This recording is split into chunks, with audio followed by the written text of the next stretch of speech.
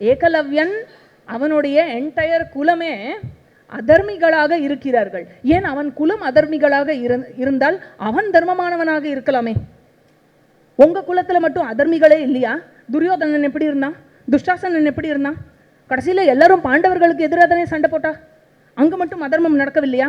அவர்களுக்கெல்லாம் நீங்க ட்ரைனிங் கொடுத்தேலே, அப்ப ஏன் ஏகலவ்யனுக்கு கொடுக்கக்கூடாது? இது எப்படி இருக்குன்னா, அந்த பாகிஸ்தான் டெரரிஸ்ட்ல குடும்பத்தில் பிறந்த ஒருத்தன் அவன் தர்மமானவனாக இருக்கலாமே, அவனுக்கு ஏன் நீங்கள் ட்ரைனிங் கொடுக்கக்கூடாதுன்னு கேட்குற மாதிரி இருக்கு இல்லையா? யாரும் இதற்கு பதில் சொல்ல மாட்டார்கள், சிரித்து விட்டு செல்வார்கள். அவ்வளவுதான், இதுக்கு மேலே பதில் சொல்ல முடியாது இதுக்கு இல்லையா? அதனால எங்கேயுமே நான் நிஜமாக சொல்கிறேன், நீங்கள் வேணால் படித்து பாருங்க. I also quoted the chapter number. எங்கேயுமே காஸ்டோட ரெஃபரன்ஸ் இல்லை. ஆக இவன் என்ன பண்ணார்? அப்படி குருதட்சிணாவை வாங்கி கொண்டு திரும்ப சென்று விட்டார். இந்த குரு இளவரசர்கள் அவர்களில் கதாயுதத்தில் பீமனும் துரியோதனனும் தேர்ச்சி பெற்றவர்களாக இருந்தார்கள். தேர் போரில் யுதிஷ்டிரன் தனித்து விளங்கினான். வாழ் போரில் நகுல சகதேவர்கள் சிறந்து விளங்கினார்கள். அஸ்வத்தாமா மந்திரத்தை ஏவும் ஆயுதங்கள், அதாவது அஸ்திரங்களில் ரொம்ப ரொம்ப சிறந்து விளங்கினான். அர்ஜுனன் எல்லாவற்றிலும் எல்லாரையும் விஞ்சி இருந்தான். அப்படி ஒரு வீரனாக இருந்தான். எல்லாருக்கும் ஒரே மாதிரி தான் கல்வி போதித்தார் துரோணர். Please note this point your honour. கர்ணனுக்கு கம்மியெல்லாம் சொல்லி கொடுக்கல, சரியா? ஸோ எல்லோருக்கும் ஒரே மாதிரி தான் கல்வியை போதித்தார்.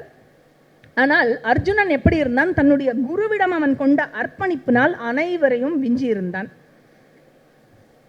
அவர்களில் அர்ஜுனன் மட்டுமே அதிரதியாக விளங்கினான். அதிரத்தினா யாருன்னா, இவன் தனித்து தேரில் இருக்கும் பொழுது எதிரில் 60,000க்கும் மேற்பட்டவர்களை இவன் ஒரே ஆளாக அடித்து வீழ்த்தும் திறமை கொண்டவனாக இருந்தான். அதற்கு பேரு அதிரத்தின்னு பேரு. பயிற்சி முடிவுக்கு வந்தது. அப்ப ஒரு நாள் துரோணர் என்ன செய்தார்? எல்லோரையும் ஒரு சோதனை கொடுக்க வேண்டும், ஒரு டெஸ்ட் எல்லோருக்கும் கொடுக்க வேண்டும் என்று சொல்லி எல்லோரையும் அழைத்தார். அங்க அருகில் இருந்த மரத்தின் மேல் ஒரு பறவை பொம்மையை, ஒரு செயற்கையான ஒரு பறவையை உச்சியில் வைத்தார். உச்சியில் வைத்துவிட்டு அதுதான் இலக்கு, அடிக்க வேண்டிய இலக்கு. யுதிஷ்டிரரை கூப்பிட்டார். குறிவை நாணை இழுத்து புடி, ரெடி டு ஷூட்டா வச்சுக்கணும். என்ன பார்க்குற? பறவையை பார்க்குறியா? என்ன பார்க்குற? ஆம் குருவே, பறவை தான் தெரிகிறது. வேற என்ன பார்க்குற? மரம் தெரிகிறது. நான் மரத்தை பார்க்கிறேன். நான் என்னை பார்க்கிறேன். நான் உங்களை பார்க்கிறேன்.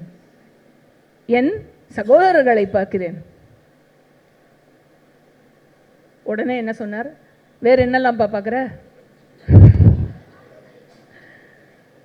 அப்புறம் துரோணருக்கு கோபம் வந்துடுது. என்ன சொன்னார்? நீ தனியாக பிரிந்து நில் அப்படின்னார். நீ அடிக்க போவது இல்லை. நீ சொல்வதை பார்த்தால் நீ அடிக்கிற மாதிரி இல்லை, தனியாக நில்லு அப்படிங்கிறார். அப்புறம் அடுத்தடுத்து ஆர்டரில் கூப்பிட்டுட்டே வந்தார். ஒவ்வொரு குரு இளவரசனையாக கூப்பிட்டுன்னு வந்தார். Similar reply. என்ன தெரிகிறது? பறவை தெரிகிறது. வேற என்ன பார்க்கிறாய்? மரத்தை பார்க்கிறேன். வேறு என்ன பார்க்கிறார்? உங்களை பார்க்கிறேன், என்னை பார்க்கிறேன், இதை பார்க்கிறேன், அதை பார்க்கிறேன். பிரிந்து நில், நீ அடிக்க போவது இல்லை. இதே ஒவ்வொருத்தர்கிட்டயா சொன்னார். அர்ஜுனனோட டர்ன் வந்தது. எல்லாரையும் நன்னா கடுகடுன்னு திட்டி விட்டுட்டார். இவ்வளோ வருஷமா ட்ரைனிங் கொடுத்தேன் இல்லை, திட்டி விட்டார். அர்ஜுனன் வந்தான். அர்ஜுனன் அடுத்தது அப்படின்னோடனே இவருக்கு தன்னை அறியாமல் ஒரு புன்னகை. வா அப்படின்னு சொல்லிட்டு சிமிலர் டயலாக். ரெடியா? Ready to shoot. என்ன தெரிகிறது? பறவையின் தலை மட்டும் தெரிகிறது குருவே. வேறு என்ன தெரிகிறது? பறவையினுடைய தலை மட்டுமே தெரிகிறது, எனக்கு வேறு எதுவும் தெரியவில்லை. அவருக்கு அப்படியே மயிரெல்லாம் சிலிர்த்து போச்சான். துரோணருக்கு அடி அப்படின்னாராம். பச்சக்குன்னு அடிச்சான். பறவையோட தலை மட்டும் துண்டித்து கீழே விழுந்தது. சில காலம் கழித்து என்ன ஆச்சு? ஆற்றுக்கு எல்லோரும் சென்று நீராடி விட்டு வரும் பொழுது அந்த ஆற்றில் ஒரு பெரிய முதலையானது துரோணரினுடைய தொடையை கவ்விவிட்டது. துரோணருக்கு எவ்வளோ கெப்பாசிட்டி இருக்குன்னா அவராலேயே தன்னை விடுவித்துக் கொள்ள முடியும் முதலைகிட்டேந்து, அந்த ஆற்றல் பெற்றவராகத்தான் இருந்தார். இருந்தாலும் இந்த சந்தர்ப்பத்தை சீடர்களுக்கு ஒரு டெஸ்ட் மாதிரி கொடுக்க வேண்டும், ஒரு சோதனையாக கொடுக்க வேண்டும் என்று சொல்லி இவர் கூச்சலிட்டார். என்னை யாராவது காப்பாற்றுங்கள், இந்த விலங்கை அடித்து இந்த விலங்கிடம் இருந்து யாராவது என்னை காப்பாற்றுங்கள் அப்படின்னு கூச்சலிட்டார். எல்லோரும் திகைத்து போயிருந்தார்கள். ஏன்னா அவ்வளோ பெரிய முதல்ல, பயங்கரமான முதல்ல அது. எல்லோரும் திகைத்து போயிருந்த டைம்ல அர்ஜுனன் மட்டும் அவனுடைய வில்லை எடுத்து, பிபத்சு என்று பெயர் அர்ஜுனனுக்கு, அதாவது எந்த ஒரு சிறு அளவு கூட அதர்மம் இல்லாமல் போர் புரிபவன் என்று அர்த்தம். அந்த பிபத்சு என்ன பண்ணா, 5 கூர்மையான அம்புகளை கொண்டு நீரிலேயே அந்த விலங்கை அடித்து வீழ்த்தினான். அந்த விலங்கை பிளந்து துரோணரை விடுவித்தான். அதனால அப்படி ஒரே ஷாட்டு பச்சாக்குனா 5 அம்பு போய் அந்த முதலைய பொழந்துடுத்து. இதை கண்டவுடன் துரோணர் அர்ஜுனனிடம் முழு மன நிறைவு கொண்டு, இப்படி ஒரு குழந்தை சிறந்து விளங்குறான்னா தர்மத்தாலும் சிறந்து விளங்குகிறான். அதுக்கு தான் இன்டெலிஜென்ட்டாக வியாசாச்சாரியார் பிபத்சு அப்படிங்கிற வார்த்தையை போடுறார், வைஷம்பாயனர் சொல்கிறார். ஆக என்ன பண்ணுறார், அப்படி தர்மத்துடன் சிறந்து விளங்கும் இவனுக்கே பிரம்மாஸ்திரத்தை சொல்லிக் கொடுக்க வேண்டும் என்று சொல்லி பிரம்மாஸ்திரத்தினுடைய ஏவும் முறை, பிரம்மாஸ்திரத்தை திரும்ப பெறும் முறை ரெண்டுத்தையும் போதிக்கிறார். அதோட சேர்ந்து ரூல்ஸ் அண்ட் ரெகுலேஷன்ஸ் சொல்கிறார் பிரம்மாஸ்திரத்துக்கு. இந்த பிரம்மாஸ்திரத்தை ஒரு மனித எதிரியிடம் நீ பயன்படுத்தக்கூடாது, மனிதர் அல்லாத எதிரியை தான் நீ பயன்படுத்த வேண்டும். ரெண்டாவது விஷயம், உன்னோட பலத்தில் தாழ்ந்த ஒரு எதிரியிடம், அவன் மனிதனாக அல்லாமல் இருந்தாலும் உன்னுடன் பலத்தில் தாழ்ந்தவனாக இருந்தால் அவனிடம் நீ இதை பயன்படுத்தக்கூடாது. அப்படி இந்த மாதிரி ரூல்ஸ் எல்லாம் மீறி நீ பயன்படுத்தினேன்னா நீ ஏவிய பிரம்மாஸ்திரம் இந்த அண்டத்தையே அழித்து விடக்கூடியது. அதனால இந்த விஷயத்தெல்லாம் சொல்லி இதற்கு ஒப்பான ஒரு ஆயுதம் இல்லைன்னு அந்த பிரம்மாஸ்திரத்தையும் ஸ்துதி செய்து அவர் இந்த பிரம்மாஸ்திரத்தை அவனுக்கு போதித்தார். பிரம்மாஸ்திரம் பெறப்போகிறான்னு அர்ஜுனன் அப்படியே குவிந்த கரங்களுடன் அவரை நமஸ்கரித்து அந்த அஸ்திரத்தை பெற்றான். ஆக இவ்வாறு அவருடைய ஆசீர்வாதத்தை பெற்றான் அர்ஜுனன். இனிமே உன்னை எந்த எதிரியாலும் வெல்ல முடியாதவனாக ஆகிவிட்டாய் அர்ஜுனா அப்படின்னு சொல்லிட்டு நேர என்ன பண்றார், ஹஸ்தினாபுரத்துக்கு அவைக்கு போறார் துரோணாச்சாரியார். அவைக்கு போய் அங்கு யாரெல்லாம் இருக்கா அப்படின்னாக்கா, கிருபாச்சாரியார், சோமதத்தா, பாஹ்லிகன், வியாசர், விதுரர், அவர்களுடன் கூடிய ராஜா திருதராஷ்டிரன். அவ முன்னாடி அந்த அவையில் சொல்றார், உமது மகன்கள் அவர்களுடைய கல்வியை முடித்து விட்டனர், அதனால உங்க அனுமதியோட நீங்கள் அவர்களை அனுமதித்து ஆசிர்வதித்தால் அவர்களுடைய நிபுணத்துவத்தை அவர்கள் வெளிப்படுத்துவதற்கு ஒரு வாய்ப்பாக இருக்கும், அந்த பிரதர்ஷனம் செய்வதற்கு ஒரு வாய்ப்பு இருக்கும், அரங்கேற்றம் செய்வதற்கு அவர் கற்றுக்கொண்டதை. உடனே மன்னனும் இதயம் நிறைந்த மகிழ்ச்சியுடன் ஏற்பாடுகளை செய்கிறான். அந்த அரங்கத்தை எப்படி அமைக்கிறான்னு ஒரே டிஸ்கிரிப்ஷனாக கொடுக்குறா. ஆக எல்லோரும் பட்டாடை உடுத்தி கொண்டு அந்த அரங்கேற்றத்திற்கு ரெடி ஆகிறா. எல்லாரும் வந்ததுக்கப்புறம் இறுதியாக வருகிறார் துரோணாச்சாரியார். என்ன அழகாக டிஸ்கிரைப் பண்ணுறார் வைஷம்பாயனர். வெண்ணிற ஆடை கொண்டு, வெண்ணிற பூணல் தரித்து, வெண்ணிற தாடியோடு, வெள்ளை பூக்கள் நிறைந்த மாலைகளை கொண்டு, வெண்ணிற சந்தன குழம்பை உடம்பிலெல்லாம் பூசியவாறு தன்னுடைய மகன் அஸ்வத்தாமனோடு அங்கு வந்தாராம். அங்கே பூஜா மற்ற மங்கள சடங்குகள் எல்லாம் முடிச்சுட்டு உடனே ப்ரோக்ராம் ஸ்டார்ட்ஸ். முதல்ல இன்வொகேஷன் சாங் அதெல்லாம் இருக்கும் இல்லையா, அதெல்லாம் முடிச்சதுக்கப்புறம் வெல்கம் அட்ரஸ் எல்லாம் கொடுத்துட்டு ப்ரோக்ராம் ஆரம்பிக்கிறது. என்ன பண்ணார், வயது வரிசையில் இளவரசர்களை வீரத்தை அரங்கேற்றினார். அங்கே யுதிஷ்டிரில் ஆரம்பித்து எல்லாரும் வரிசையாக எந்த மாதிரியா அம்பு அங்கே வந்து இறங்குறதுன்னா, அந்த அரங்கில் சிலர் அந்த ஜூம் அப்படின்னு அம்பு போயிட்டே இருக்கும் இல்லையா, வரிசையாக தொடுத்துட்டே இருப்பான் அம்ப. இந்த கூட்டத்தில் இருக்கிறவா, பப்ளிக் கூட்டத்தில் இருக்கிறவாளுக்கு இப்படி இப்படி இப்படி தலையை குனிஞ்சுண்டாளாம் பயத்தில். சில பேர் பயப்படாமல் இப்படி பார்த்துட்டு இருந்தாலாம். அந்த மாதிரி வந்து ஒரே ஆரவாரமாக இருந்துதான் குறித்த இலக்குகளை இந்த இளவரசர்கள் உற்சாகத்துடன் அடித்து கொண்டே வந்தாலாம். எல்லோரும் அந்த அவையில் இருந்த மக்கள் அனைவரும் அவளை சியர் பண்ணிட்டு உற்சாகப்படுத்தி கொண்டு வந்தார்களாம்.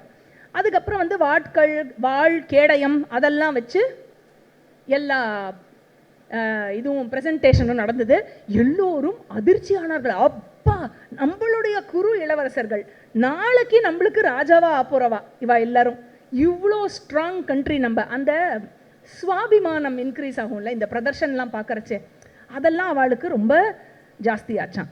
அப்போ வந்து என்னாச்சு, அடுத்த ப்ரெசன்டேஷன் தி ஆல் வெயிட்டட் அப்படின்னு எல்லாம் அரங்கே வந்து எதிர்பார்த்த போது பீமன் துரியோதனன் இவர்கள் மத்தியில் கதாயுதம் ஆக இவ ரெண்டு பேரும் வந்து அப்படின்னு வரச்சே வந்து சினம் கொண்ட 2 யானைகள் மோதிக்கொள்வது போல இருந்துதான் அந்த அரங்கை வந்து இடமும் வலமுமாக அவ வந்து உலா வந்துட்டு இருந்தாளாம். முதல்ல இப்படி நடப்பால, அப்படி கதையை தூக்கிட்டு இப்படி சண்டை போடுறதுக்கு ரெகுலராக இருந்தாராம்.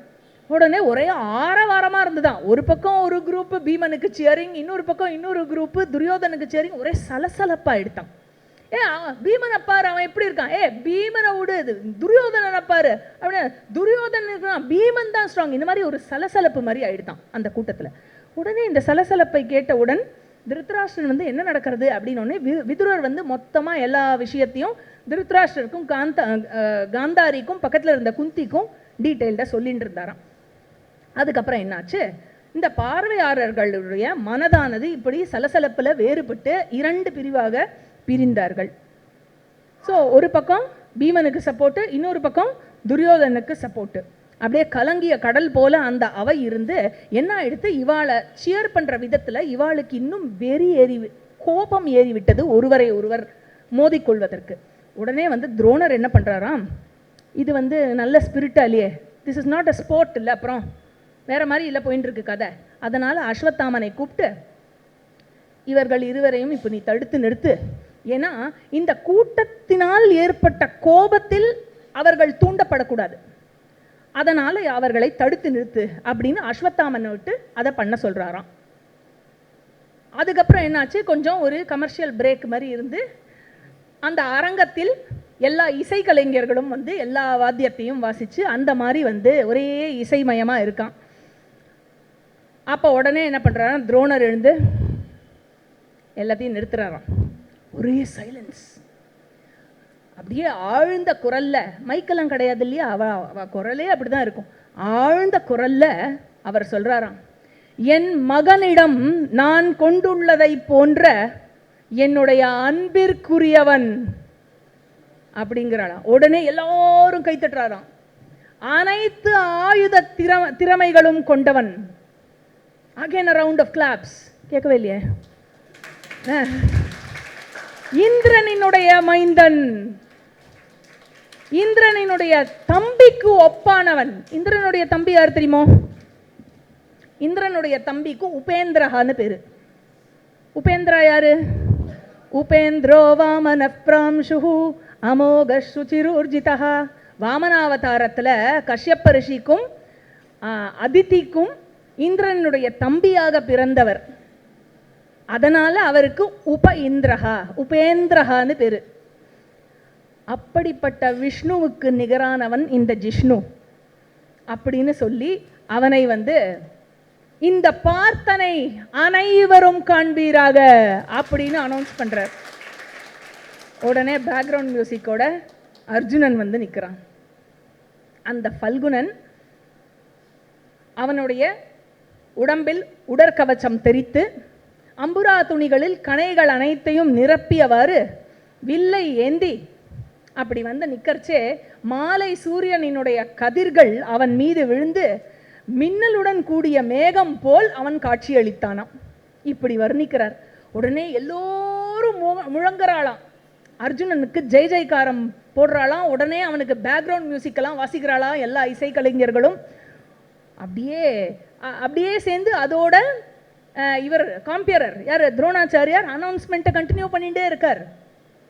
குந்தியினுடைய அழகிய மகன் இவன், பாண்டவர்களில் நடுவனானவன், இந்திரனினுடைய மகன், இந்த குரு குலத்தை காக்கப் போகிறவனே இவன்தான், ஆயுதம் தரித்தவர்களில் முதன்மையானவன், அறத்தை கடைபிடிப்பவர்களில் முதன்மையானவன், சரியான நடத்தை கொண்டவர்களில் இவன் முதன்மையானவன், ஞானத்தை பெறுவதற்கு பெரும் கொள்கலனாக இருப்பவன் அப்படின்னு துரோணாச்சாரியார் வரிசையா அடுக்கி அடுக்கி அடுக்கி அடுக்கி அர்ஜுனனுடைய புகழாரத்தை பாடும் பொழுது குந்திக்கு எப்படி இருக்கும்?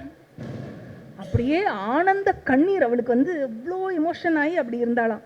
உடனே திருத்தராஷ்டிரர் வந்து அப்படி வந்து ஏ க்ஷத்ரி விதுரர, ஏ க்ஷத்ரி என்ன ஒரே கூச்சலாக இருக்கு, என்ன நடக்கிறது? உடனே விதுரர் என்ன நடக்கிறதுன்னு ஃபுல்லாக எக்ஸ்பிளைன் பண்ணாராம்.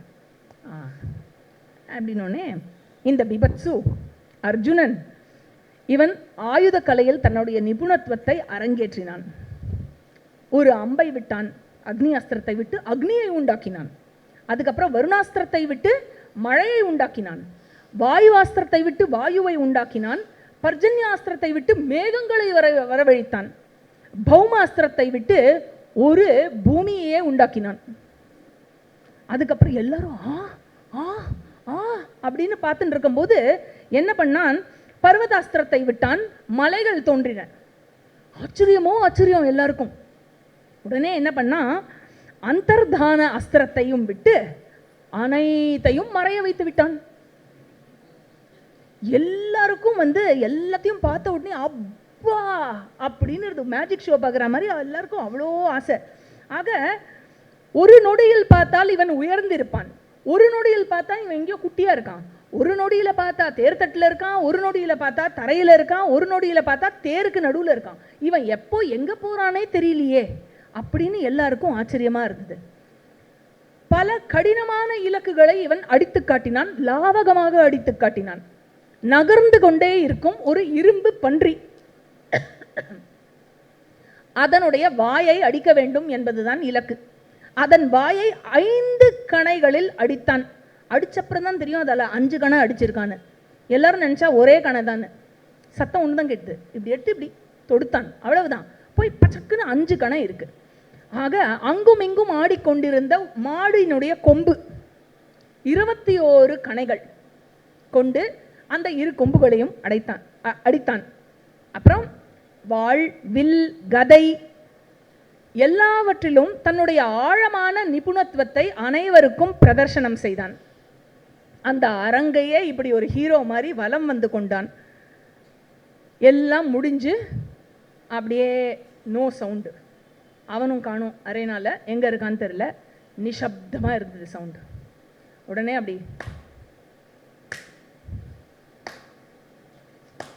அப்படின்னு கிளாப் கேட்டது ஸ்லோவா. எல்லாருக்கும் வந்து என்ன இடி அடிக்கிறதா இல்லை பூமி புழக்கிறதா, என்ன என்ன சத்தம் இது அப்படின்னு அப்படி எல்லாரும் திரும்பி பார்த்தபோது அந்த பிரதர்ஷன மண்டபத்தினுடைய வாயிலில், அந்த நுழைவாயிலில் 5 நட்சத்திரங்களினுடைய கூட்டம், அதற்கு நடுவுல சந்திரன் இருக்கிற மாதிரி இந்த பஞ்ச பாண்டவர்களினுடைய ஹஸ்த நட்சத்திரம் மஞ்சா இருக்கும், அந்த ஹஸ்த நட்சத்திர கூட்டத்துக்கு நடுவுல நிலா இருக்கிற மாதிரி இந்த பஞ்ச பாண்டவர்களுக்கு நடுவுல துரோணாச்சாரியார் இருந்து இவாதான் வந்து அந்த கிளாப் பண்ணிட்டே உள்ளவரா. இங்கதான் இருந்தா திடீர்னு அங்க இருக்கா. உடனே எல்லோரும் ஒரே சியர்ஸ். இதை பார்த்த உடனே எல்லாருக்கும் ஒரே ஆரவாரம். இதை எல்லாத்தையும் பார்த்து கொண்டிருந்தான் துரியோதனன். கோபம் வந்தது அவனுக்கு. கோபத்துடன் எழுந்தான் அஸ்வத்தாமனுடன். போரிடச் செல்வதற்காக ஆயத்தமாக இருந்தான். இன்னைக்கு இவளை காலி பண்ணிடணும் அப்படின்னு.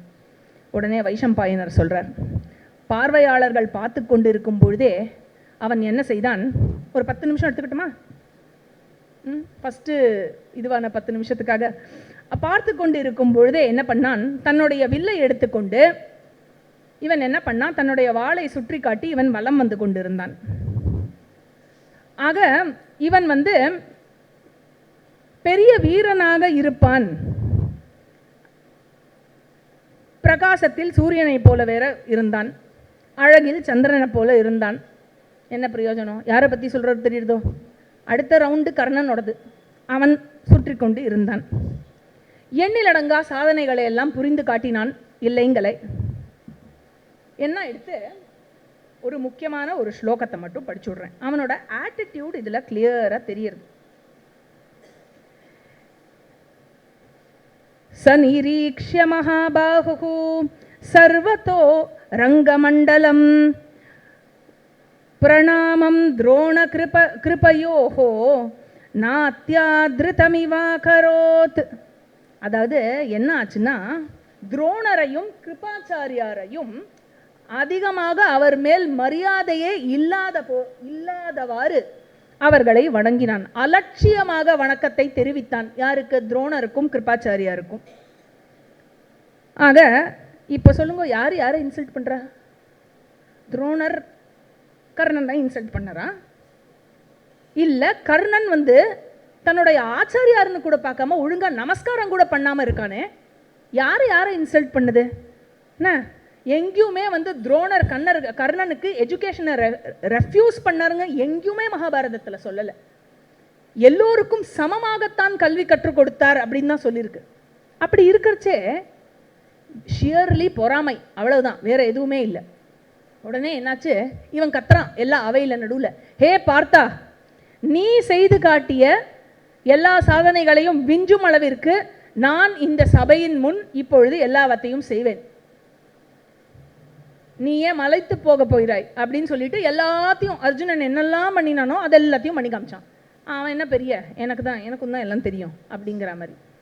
ஓகே, ஸோ துரியோதனன் என்ன செஞ்சான், தன்னோட தம்பிகளுடன் சேர்ந்து, ஆஹா அர்ஜுனன் அந்த சைடில் இருக்கான் தானே நம்மளுக்கு கொஞ்சம் பயமா இருந்தது, இப்போ அர்ஜுனன் மேலே இருக்கிற பயம் இல்லை, ஏன் கர்ணன் தான் இருக்கானே இப்போ. அதனால தம்பிகளுடன் சேர்ந்து போய் அர்ஜுனனை வாரி அணைத்து கொண்டு ரொம்ப சந்தோஷப்பா, இதுவே போதும் அப்படின்னு, நான் என்ன நற்பேறு பெற்றேனோ கர்ணா உன்னை அடைய அப்படின்னோடனே கர்ணன் நீங்கள் என்னை கட்டி பிடிச்சிட்டு இப்படி என்னை ஃப்ரெண்ட்ஸாக ஏற்றுன்னு இருக்கேளே, அதுவே போரும், உங்களுடைய நட்பையே நான் விரும்புகிறேன். உடனே அர்ஜுனன் என்ன சொல்கிறான் இவன் கர்ணன், அர்ஜுனனோட தனித்து போரிடுவதே என்னுடைய விருப்பம் அப்படின்னோடனே துரியோதனன் நீ என்ன செய்ய, நீ என்னுடைய நண்பனாக இருக்கிறாய், அதனால என்னோட சேர்ந்து நீ எல்லா இன்பங்களையும் அனுபவிப்பாய், அதனால உன்னுடைய நண்பனான எனக்கு நீ எப்பொழுதுமே நல்லது செய்வாய். ஆக என்னுடைய எதிரிகளை அடக்கி அவர்களுடைய அவர் தலையில் உன்னுடைய பாதத்தை நீ வைப்பாய். எப்படி? அரங்குல எல்லாரும் முன்னாடியும் அவனோட ஓன் பிரதர்ஸ் யாரு? பாண்டவர்கள். கர்ணன் யாரு? இப்போதைக்கு அந்நியன் தான் இல்லையா, வேற யாரோ ஒருத்தன். அவன்கிட்ட நட்பு கொண்டு விட்டு என்னோட வீட்டில் என்னோட பிரதர்ஸை தாழ்த்தி, அதுவும் அவ உனக்கு எந்த தீங்குமே செய்யவில்லை, நீ தான் அவர்களுக்கு தீங்கு செய்திருக்கிறாய், என்ன இப்படி தாழ்த்தி கொலை முயற்சி வேற பண்ணியிருக்க இல்லையா. இதெல்லாம் செய்து இப்போ என்ன, அவன் இவளை கொன்று தலையில இவன் காலை வைக்கணுமா, இதை அரங்கத்தில் சொல்கிறான். என்ன ஃப்ரெண்ட்ஷிப் இல்லை, ஃப்ரெண்ட்ஷிப்பான். ஸோ அர்ஜுனனுக்கு இந்த மாதிரி துரியோதனன் பேசினது, he considers it to be an insult, naturally, கண்டிப்பா இல்லையா, ஒரு அவமரியாதையாக இருந்தது. அதனால என்ன சொல்றான் அர்ஜுனன் கர்ணன் கிட்ட சொல்றான், அதாவது அழைக்கப்படாமல் வருபவர்களும் கேட்கப்படாமல் பேசுபவர்களும் எந்த கீழான உலகை அடைவார்களோ, என்னால் நீ கொல்லப்பட்ட பிறகு நீயும் அதே உலகை தான் அடைவாய் அப்படிங்கிறான். நிறைய பொறுத்தாச்சு, நிறைய பொறுத்து பார்த்தாச்சு. அதனால இதை சொல்றான். உடனே கர்ணன் சொல்றான், பதில் பேச்சு, க்ஷத்ரிய பலத்தை மட்டுமே க்ஷத்ரியர்கள் மதிப்பார்கள், வெறும் வாய் பேச்சு எதற்கு, அதனால எல்லார் முன்னிலையிலும் இன்னைக்கு உன்னை நான் கொல்ல போகிறேன். அந்த நாட்டினுடைய ராஜகுமாரனை பார்த்து ஒரு தேரோட்டியினுடைய மகன் இப்படி பேசுகிறான். எவ்வளவு பெரிய அவமானம் இது! இதை எப்படி அனுமதிக்க முடியும்? ஃபர்ஸ்ட் ஆஃப் ஆல், அவன் எவ்வளவு பெரிய வீரனா வேணா இருக்கட்டும், பட் கொஞ்சமான ஏதாவது ஒரு பிஹேவியர்ல ஏதாவது சென்ஸ் இருக்கா, கொஞ்சமான வேல்யூ சிஸ்டம் இருக்கா? நாட்டினுடைய ராஜகுமாரனை பார்த்து இப்படி சொல்வதற்கு, அந்த ராஜகுமாரனும் ஒன்றும் அதர்மமானவன் இல்லையே, ஷியர்லி உனக்கு அவனை பார்த்தா பொறாம, வேற எதுவுமே இல்லை. இல்லையா? ஆரம்பத்துலேருந்து சொல்லிட்டு இருக்காரு அந்த வியாசர், அவனுக்கு பொறாம அப்படின்னு. அதுவும் எவிடென்ட்டாக வேற இருக்கு. ஆக அர்ஜுனா, உன்னுடைய தலையை கொய்தெடுக்கும் வரை உன்னுடைய கணைகளால் நீ என்னிடம் பேசுகிறாயா? உன் வாயால் பேச வேண்டாம். உடனே அர்ஜுனன் என்ன பண்ணுறான், நேராக துரோணர் கிட்ட போகிறான், நமஸ்காரம் பண்ணுறான், ஆசீர்வாதம் பண்ணுறார். உடனே உடனே இந்த துரியோதனாதி எல்லாம் கர்ணனை ரெடி பண்ணுறது, எல்லாம் அந்த இதெல்லாம் போட்டு கவச்சம் எல்லாம் போட்டு ரெடி பண்ணுறது. மேலேந்து இந்திரன் இந்த அரங்கையே பார்த்து கொண்டு இருக்கிறான். எதனால்? என் மகன் சூரியதேவனும் பார்த்து கொண்டிருந்தான் இல்லையா? என்ன ஆச்சு? அதுக்கப்புறம் துரோணர் அர்ஜுனன் போய் நிற்கிறான் எதிர்க்க கர்ணன். 1-on-1 அர்ஜுனன் போய் நின்ன உடனே துரோணர், கிருபர், பீஷ்மர் இவா 3 பேரும் போய் அர்ஜுனன் பக்கத்தில் நிற்கிறான். வெல் கம்யூனிகேட்டட் இல்லையா? உடனே என்ன ஆயிடுறது, இதை பார்த்த உடனே குந்தி அதை பார்க்கறா. அவனுடைய திவ்யமான கவச்சமும் அவனுடைய திவ்யமான அறிகுறிகளும் இதை பார்த்து அவளுக்கு தெரிஞ்சுடுத்து. கர்ணனா அடையாளம் கண்டுபிடிச்சுட்டா. மூர்ச்சையாகி கீழே விழுந்துடுறா. உடனே விதுரர் அந்த பெண் சேவகிகள் எல்லாரையும் அழைத்து அவளை ஆசுவாசப்படுத்துறதுக்கு கூட்டின்னு போக சொல்லிடுறார். ஆக என்ன ஆயிடுறது, கிருப்பர் கர்ணன் கிட்ட சொல்றார். என்ன சொல்றார்? ஒரு அரசனாக இருப்பவன் தான், அட்லீஸ்ட் ஒரு ராஜகுமாரன் இல்லையா, இளவரசன், அரசனாக இருப்பவன் தான் இன்னொரு அரசனுடன் ஒன்றோடு ஒன்று சண்டை போட முடியும். அர்ஜுனன் இளவரசனாக இருக்கிறான், ராஜகுமாரனாக இருக்கிறான். நீ சொல்லு, நீ என்னவா இருக்கன்னு கேட்கிறார். I find it perfectly logical இல்லையா? இதில் ஒன்றும் காஸ்ட் விஷயம் இல்லை. இதெல்லாம் த பேசிக் ரூல்ஸ். இன்னைக்கு கூட இது உண்டு. நீங்க போய் can you meet mister Vladimir Putin? Leave alone fighting a war with him one-on-one. Can you go and even meet him?